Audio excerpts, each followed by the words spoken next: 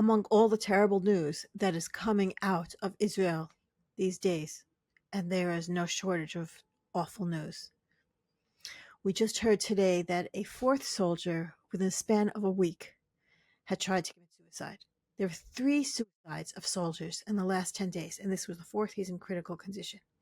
Now, I understand that maybe this isn't top priority for some people because, we're dealing with a lot of other things. There's also soldiers being killed, and there's an average of 27 Palestinians in Gaza being killed each day as they're searching for food. And there are new threats in Gaza as Hamas adds weapons to the lines of people trying to get food. There's also issues in the West Bank. There's a brand new crisis happening with the Jewish community in the Syrian border. I mean, it's like overwhelming.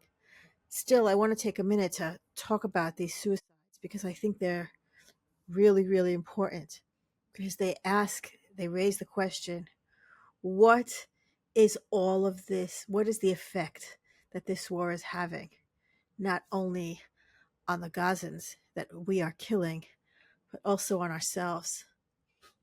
It's a question I've been asking for a long time, and I'm not alone. A lot of people are asking this question. What effects is this war having on Israel, on Israeli society, on Israeli people?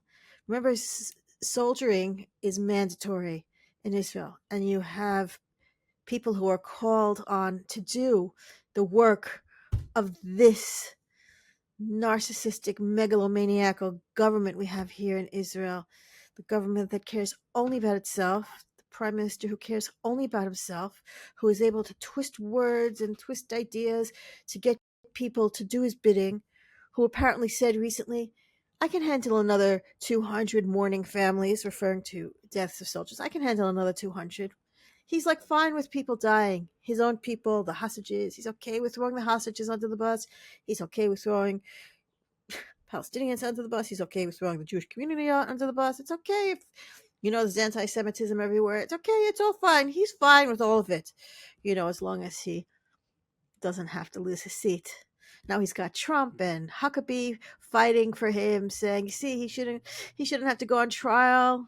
How can somebody go on trial when he's busy doing hostage negotiations? And it's like, I wish he was busy doing hostage negotiations. 2 years nearly he's been supposedly doing hostage negotiations and not. How long does this war need to go on in order to protect Bibi Netanyahu from having to face the consequences of his criminality and his narcissism and his willingness to kill people for his own ends? I'm just saying, we need to pay attention to the fact that soldiers don't want to be doing this. Some soldiers do. There are some soldiers who are fine with all this, and then there are many who aren't. And we really need to pay attention to that. In general, we need to be paying attention to what all of this killing is doing to the people doing the killing, or the people sending their loved ones to do the killing. Okay, I understand it's harder on the people being killed than it is on the people who are doing the killing. Nevertheless, the Ministry of Health estimates that something like 20,000 soldiers are dealing with PTSD. Okay, this is where we are.